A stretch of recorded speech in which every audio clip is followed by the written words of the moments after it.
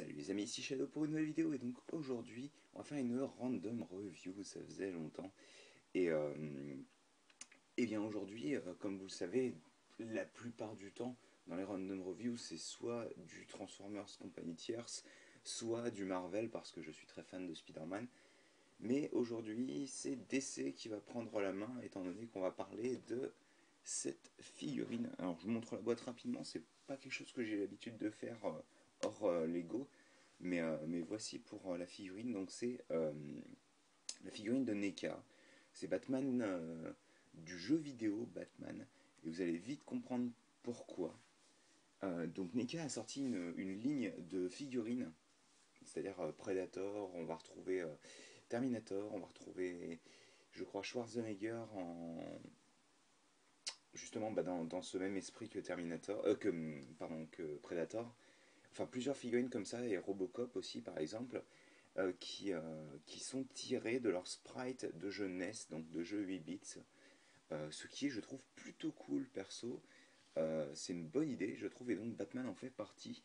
Et d'ailleurs, vous pourrez remarquer que la boîte ressemble beaucoup au jeu vidéo de Sunsoft qui était sorti en 90, je crois, si mes souvenirs sont bons. Bref, ce jeu-là, donc, qui est d'ailleurs très dur. Il est vraiment dur, quoi. Mais il est super fun avec ses rebonds sur les murs, style, surtout Ninja Gaiden, ça fait vraiment penser à du Ninja Gaiden. Mais c'est vrai qu'on pourrait repenser aussi à du. Moi je pense à du Metroid tout de suite quand je pense à des sauts sur les murs perso. Enfin voilà. Donc hop, on va pousser le jeu et on va ouvrir légèrement la boîte. Parce que là vous allez retrouver donc une des images de entre guillemets cinématiques qu'on avait dans le jeu à l'époque. Donc ça c'est Batman qui lui dit qu'en gros il sait que le Joker a tué ses parents et que maintenant il va danser avec lui, avec le diable. Alors je me souviens plus ce que c'était la phrase en français. C'était je crois que c'était est-ce que tu danses avec le diable au clair de lune ou un truc comme ça, et c'était une phrase qui revenait souvent dans le film, que Batman et même le Joker sortaient. Enfin bref, là vous avez donc le décor, donc j'ai enlevé la partie en plastique à l'intérieur. Donc vous avez le décor qui est aussi tiré du jeu. Et à l'arrière, vous avez donc une description qui ressemble énormément à celle de l'arrière de la boîte du jeu. D'ailleurs, même ça, il me semblait que c'était comme ça. Il y avait deux sprites du jeu ou un truc comme ça. C'était vraiment très cool, quoi. La boîte est vraiment sympa. Et donc à l'intérieur, bien entendu, je me rapproche un petit peu, vous avez Batman donc dans hop là. Alors, je suis beaucoup trop haut et je suis un peu trop près aussi. Batman, est-ce que tu veux venir? Non, tu ne veux pas tenir forcément quand je bouge le décor. Donc oui, Batman, comme vous le remarquerez assez rapidement, c'est vraiment la version Michael Keaton. On va faire un zoom sur son visage. Je pense que vous allez reconnaître très rapidement. Et c'est genre mon Batman préféré, hein. Pour moi, Batman, c'est Michael Keaton. Et puis c'est tout. Et donc forcément, je me devais d'avoir la figurine et je compte essayer de me procurer la version normale. Euh, Même si elle part à des prix absolument hallucinants sur le net. J'arrive plus à parler. Et donc, comme vous pouvez le voir, il a un schéma de couleur qui est un peu bizarre. Il porte du violet, du bleu, du noir violacé. C'est vraiment très, très spécial comme couleur. Et, euh, et même la peau de son visage est bleue, ce qui peut paraître particulier. Mais le sprite était vraiment comme ça à l'époque. Les couleurs sont un petit peu différentes de celles du sprite parce que j'y ai rejoué un petit peu pour me donner une idée. Et c'est vrai que les couleurs du sprite sont un petit peu moins flashy, mais au final, la figurine rend plutôt bien. Et je dis ça d'un Batman qui a du rose sur lui quand même, donc c'est pas peu dire. Alors dans la boîte, il vient pas avec ces points-là. Il vient avec le point gauche et la main ouverte droite, puisqu'en fait on peut remplacer les mains quand vous tirez. Hop, elles sont sur des petites rotules. Donc il vient avec cette main là. Je vais faire un focus.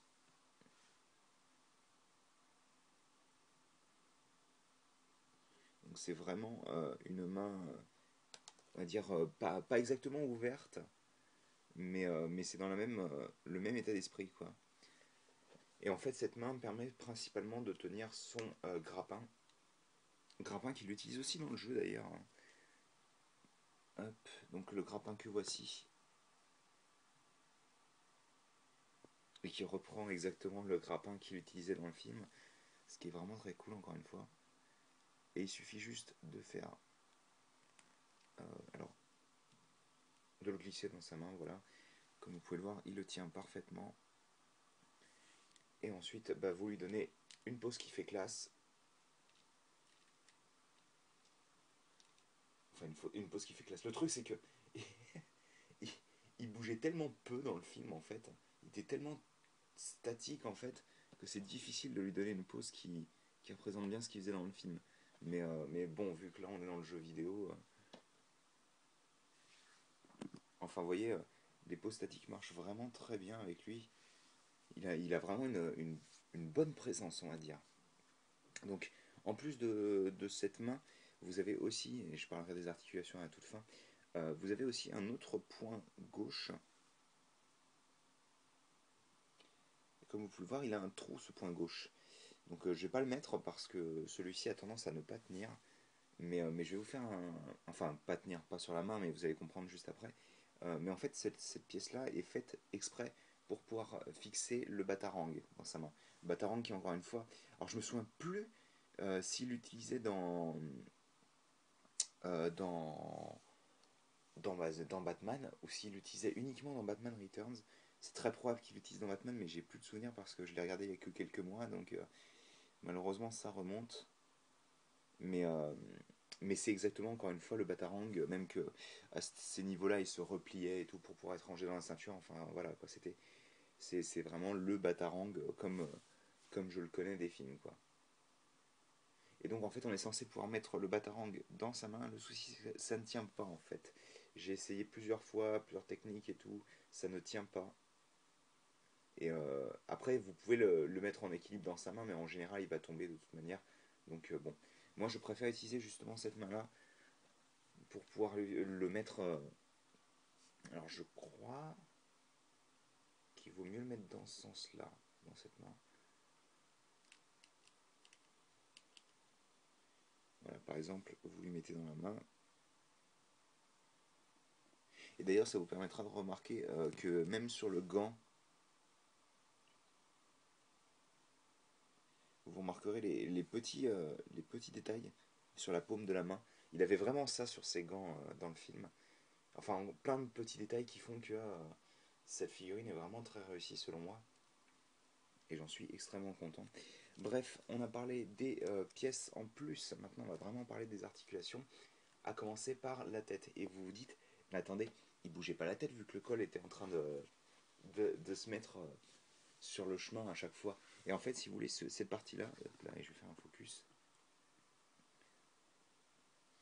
Cette partie-là, toute la partie col en fait est séparée du reste de la figurine, ce qui fait que certes, quand vous tournez la tête, le bas de symbole est décalé, mais au moins ça vous permet de tourner la tête et quand vous la tournez que légèrement, ça passe, ça passe.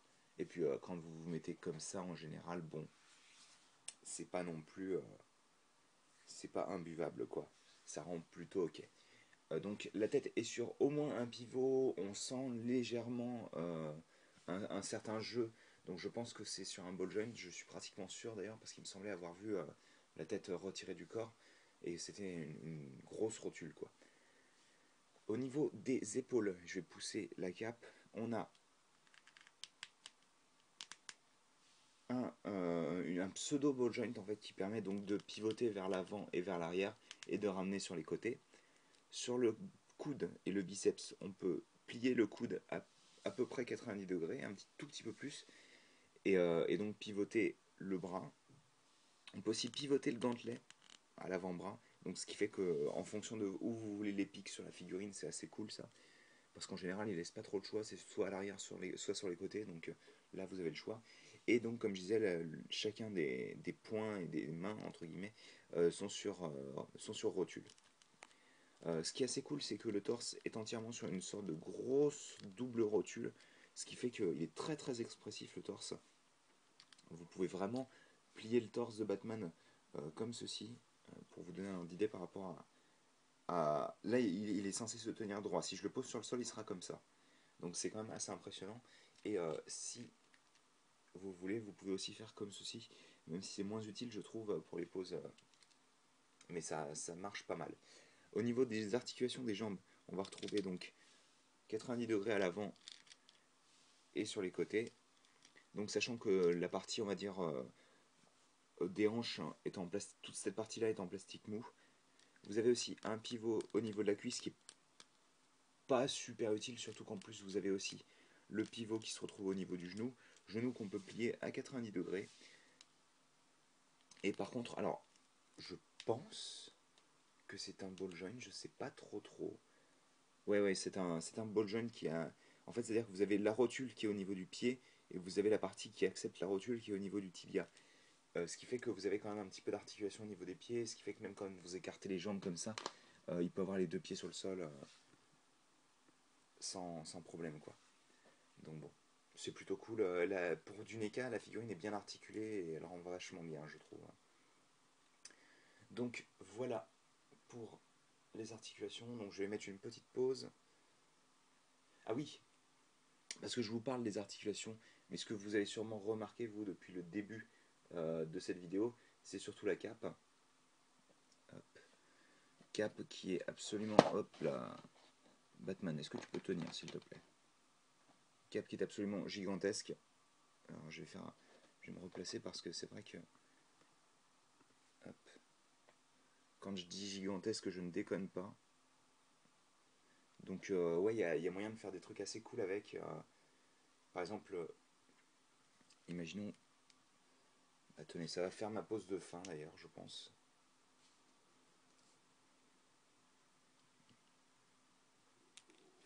Hop, je vais juste choper Batarang.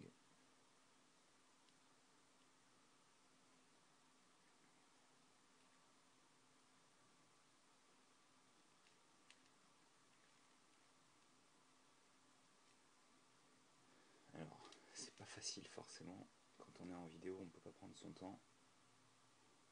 Mais hop, voilà. Alors pourquoi les bloquer? Merci.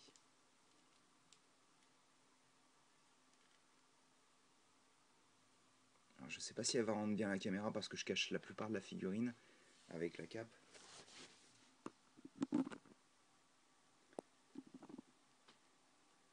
Bah, ça rend plutôt pas mal. C'est un peu statique, mais étant donné que Keaton était très statique dans sa combinaison, ça me va. Oui, donc la cape, comme vous pouvez le voir, permet de faire quand même pas mal de choses, ce qui est plutôt cool. Après, la cape, c'est surtout le plus gros la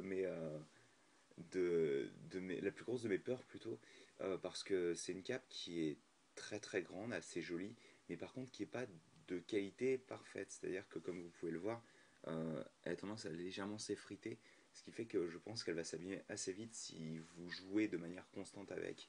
Moi j'aime beaucoup l'avoir en main pour pouvoir faire quelques pauses, et c'est vrai que j'ai remarqué que bah, la cape était en train de prendre bien cher, quoi. Donc c'est un petit peu dommage parce que franchement, sinon pour moi la figurine est tout simplement parfaite.